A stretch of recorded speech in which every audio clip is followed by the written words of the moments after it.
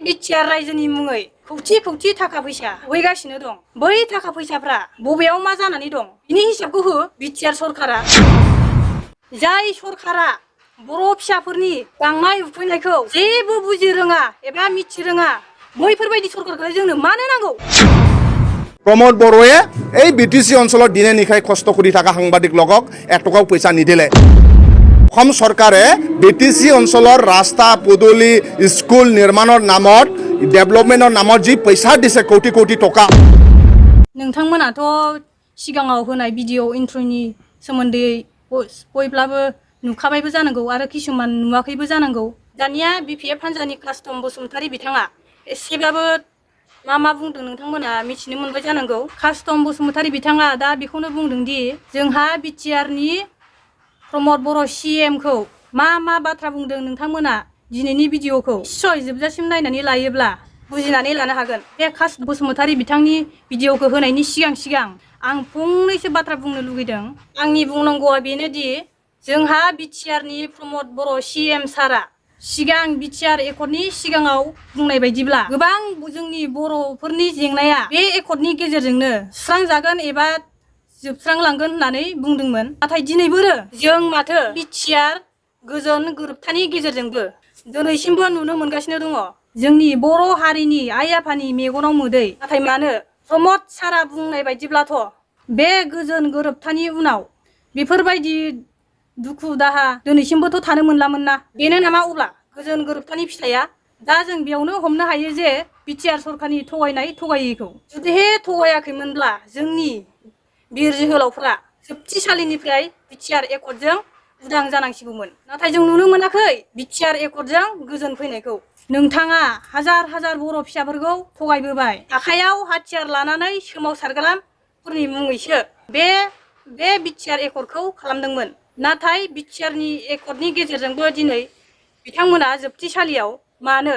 दा नोंथाङा सासे बर'फोरनि लिडार हिसाबै बैफोरबायदि बाथ्राखौ एबा बैफोर न'खरनि दुखु बाथ्राफोरखौ बुजिनो हानांगौमोन प्रमोद बर' सार। दिनै आरो जों खोनानो मोनदों नुगासिनो दं खौरां बुथुमग्रा बिथांमोननो बा मिडिया बिथांमोननो बेसेबांबा थाखा होगोन होननानै बुंनाय। नाथाय दिनै जों बेफोरखौ थाइसेबो होनाय बा खोनानो मोनाखै। अब्ला बैफोरबायदि सेन्ट्रेल सरकारनिफ्राय जिखिनि BTR रायजोनि मुङै खौथि थाखा फैसा होगासिनो दं बै थाखा फैसाफ्रा बबेयाव मा जानानै दं बिनि हिसाबखौ हो BTR सरकारा अर्थात प्रमोद बर' सारा। आरो बे BTR एकर्डनि गेजेरजोंनो गोबांथार बर' रायजो राजा गोरिब दुखियाफोरनो रां रुफानि अनसुंथाइ माबा अनसुंथाइ होनो गोनांमोन। नाथाय दिनैसिमबो थाइसेबो थाखा गैया। आननाखि दस्रानि खोथाखौनो दोनथ' जोंनो दिनै बा आंनो दिनै गोरिब न'खरनि आइजो जानानै गुवाहाटि जायगायाव एबा गुबुननि आथिं सिङाव थानानै जेसेबां दुखु खस्थ' हरसान सैनांगासिनो दङ। अब्ला जोंफोरबायदिया दुखिया न'खरनि सुबुंफोरानो दिनैसिमबो जुदि BTR सरकारनिफ्राय जेबो अनसुंथाइ मोनाब्ला बा अननायखौनो मोनाब्ला जों बोरै फोथायनो BTR सरकारखौ? आरो हाजार लाख बर' सुबुंफोरा दिनैसिमबो आंनिफ्राय गोबां दुखु खस्थ' सैनो गोनां जागासिनो दं। आखायाव हाथियार लानानै सोमावसारनायनि बिर जोहोलावनि बिथांनि न'खरफोरा फिसाफ्रा हा हु फाननांबाय, धन सम्पति फारसेनिफ्राय जोबलांजोब्बाय। थेवब्लाबो दिनैसिमबो BTR एकर्डनि गेजेरजों बा गोजोन गोरोबथानि गेजेरजों दिनैसिमबो अननायखौ मोनाखै। अब्ला जों बैफोरबायदि सरकारखौ आरोबाव बेसे गोबाव फोथायनो हाबावनो? बिनिखायनो जोङो सोलायनायखौ नांसिगौ। जाय सरकारा बर' फिसाफोरनि गांनाय उखैनायखौ जेबो बुजि रोङा एबा मिथि रोङा बैफोरबायदि सरकारखौ जोंनो मानो नांगौ? नंगौना नङा रायजो राजाफोर? नोंथांमोना हायोबा कमेन्ट सेक्सनाव निस्सय फोरमायहर। जाय बायदि बर'नि लिडारखौ जों आगोलनिफ्रायनो फोथायबोदोंमोन हारि समाजनि थाखाय माखासे जेंनाफोरखौ सुस्रांगोन साननानै, नाथाय दिनैसिमबो सुस्राङाखै। अब्ला आरो माब्लानि दिनाव सुस्रांनो हाबावगोन? BTR सरकारा 5 बोसोरसिम सुबिदा मोनबाय बेफोरबायदि जेंनाखौ फोजोबनो थाखाय, नाथाय दिनैसिमबो गैया। अब्लालाय आरो माब्लाथो बेफोरबायदि जेंनाखौ फोजोबनानै होनो हाबावगोन? आरोथ' गोबां दङ बर' गामि फारसेनिफ्राय दालां गैया, दालां नांगौ, दैखर गैया, दैखर नांगौ, फारसेनिफ्राय नांगौ लामा सामा कारेन्ट नांगौ। बेफोरखौ बुंजोबनांगौबाथ' सानसेजों मालाबाबो फोजोबनो हाया। दिनै हाजार जेंनाखौ नुनानै नुयैबायदि दिनै खाना जाफ्लानानै दङ BTR सरकारा अर्थात प्रमोद बर' सारा। सानदों नामा नोंथाङा मात्र थगाय बर' फिसाफोरनिफ्राय भट लानो? आथिखालनि जुगाव रावबो बारा जाम्बि जाम्बि गैलिया नोंथांमोन बायदि सियाल मानसिजों थगायजाबाय थानो जोंहाबो साननो हानाय एबा बुंनो हानाय खेमथा दं जोंबो बर' हारिनि थाखाय सिन्था खालामनो हायो जाम्बा जाम्बिब्लाबो नाथाय नोंथांमोन बायदि पलिटिकेलनि गोरों गोरा सुबुंफोरा माब्रैबा बर' फिसाफोरखौ बा जाम्बा जाम्बिखौ थगायनानै सोबख्ल'नानै जानो हागोन बिनिल' खरसान सिमां नुनानै थासै नामा जोंबो दिनै मावनानै होनो हायाब्लाबो बा लाबोनानै होफैनो हायाब्लाबो गोरबोआव दुखु दाहा दं एबा साननाय दं बा माब्रैबा बर' हारिया बा बर' समाजा मोजां जालांगोन नाथाय नोंथांमोन बायदिया बुजिनानै बुजियै बायदि जों गोरिब गुन्द्राफोरखौ नायफिननोबा सहाय होनो थाखाय जेबो टाइमानो गैया अब्ला जों नोंथांमोनखौ माब्रैहाय लिडार होननानै हारिनि सेन्टिमेन्ट दं होननानै साननानै लानो बा बजबनानै लानो दाथ' नोंथांमोना बेफोरबायदि बाथ्राखौ बुजिनानै बा साननानै मोनखासै बिनिखायनो आं बारा गोबाव बुंलिया आरो आंहा बेफोरनि सायाव बांद्राय बुंनो हानाय खेमथाबो गैया नायगिरि नोंथांमोना साननानै बा बुजिनानै नायदो माबायदिब्ला जोंनि बर' समाजा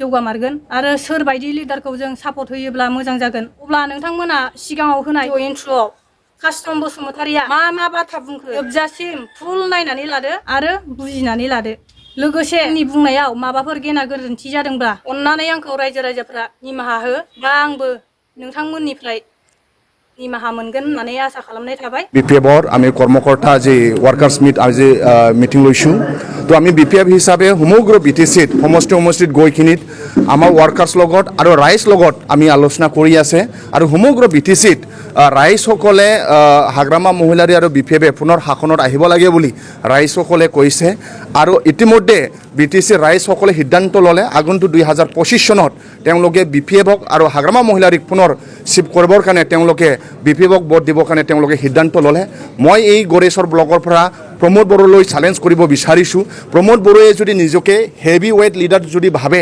তেওঁৱে কওক বা প্ৰমোদ বড়ো বা UPPৰ কোনো EMA আজিলৈকে তেওঁলোকে অকলশৰীয়াকৈ ইলেকশ্যন খেলিম বুলি তেওঁলোকে ক'ব নোৱাৰে আমাৰ সন্মানীয় হাগ্ৰামা মহিলাৰী ছাৰ BPFৰ সভাপতি তেখেতে কৈ আছে যে BPFে 2025ত আমি অকলশৰীয়া হিচাপে ইলেকশ্যন খেলিম তো আজি UPPলত সন্মানীয় প্ৰমোদ বড়ো হওক বা তেওঁলোকৰ UPPলত EM হওক UPPলৰ নেতা হওক তেওঁলোকে আজিলৈকে এজনো তেওঁলোকে ক'ব নোৱাৰে যে তেওঁলোকে UPPলে অকলশৰীয়াকৈ ইলেকশ্যন খেলিম বুলি কাৰণ তেওঁলোকে জানে UPPলে গ্ৰাউণ্ড অঞ্চলত কাম কৰিব পৰা নাই যে 2020ত পৰিৱৰ্তনৰ নামত তেওঁলোকে চৰকাৰত আহিলে ঠগিখিনিত মিছা কথা কৈ কিনি এই 5 বছৰত ৰাইজসকলে বুজি পালে সেইকাৰণে পৰিৱৰ্তনৰ নামত অকল খালী বটন পাইছে বুলি ৰাইজসকলে কৈছে সেইকাৰণে প্ৰমোদ বড়োসকলে UPPলৰ নেতাসকলে অকলে ইলেকশ্যন খেলিম বুলি তেওঁলোকে ক'ব নোৱাৰে তেওঁলোকৰ তাত এজেণ্ডা নাই সেইকাৰণে আমাৰ তাত এজেণ্ডা আছে আমি সন্মানীয় হাগ্ৰামা মহিলাৰী ছাৰ চিফ হোৱাৰ পাছত যুৱসকলৰ কাৰণে কাম কৰিম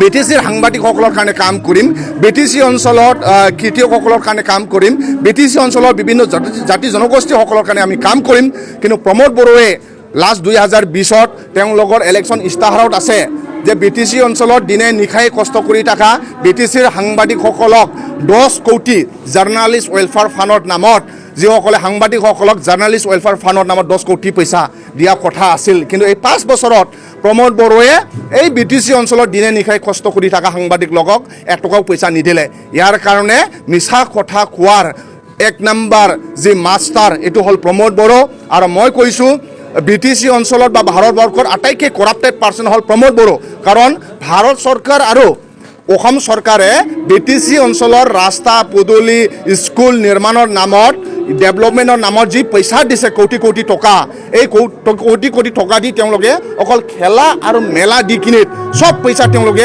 পকেটত ভৰাই ল'লে এতিয়া আমাক অপজিশ্যন লিডাৰসকলক অপজিশ্যন নেতাসকলক তেওঁলোকে কিনিব বিচাৰি আছে সেইকাৰণে সাৱধান মই ৰাইজসকলক চিন্তা কৰিবৰ কাৰণে অনুৰোধ জনাইছোঁ যদি তেওঁলোকে ডেভেলপমেণ্টৰ পইচা দি তেওঁলোকে ডেভেলপমেণ্ট নকৰে কিনে যদি অপজিশ্যন লিডাৰকে যদি কিনিব বিচাৰে BTCত কেনেকৈ শান্তি প্ৰতিষ্ঠা হ'ব BTCত কেনেকৈ উন্নত হ'ব ইয়াৰ কাৰণে ৰাইজসকলে যাতে চিন্তা কৰক আৰু ইতিমধ্যে আমি গড়েশ্বৰ ব্লকত আহি কিনিত আমি ভাল পাইছোঁ আৰু ইয়াৰ ৰাইজসকলে সিদ্ধান্ত লৈছে 2025 চনত ইয়াৰ পৰা গড়েশ্বৰ ব্লকৰ পৰা এজন BPFৰ MCLA পঠাব তেওঁলোকে গড়েশ্বৰ ৰাইজসকলে সিদ্ধান্ত লৈছে ইয়াৰ কাৰণে মই যুৱ BPF হয় সকলো গড়েশ্বৰ ৰাইজসকলক আন্তৰিক শুভেচ্ছা জনাইছোঁ আপোনালোকে আগন্তুক দিনত যে সিদ্ধান্ত লোৱাটো BPFক ভোট দিবৰ কাৰণে সিদ্ধান্ত লৈছে ইয়াৰ কাৰণে আপোনালোকক মই ধন্যবাদ যাচিছোঁ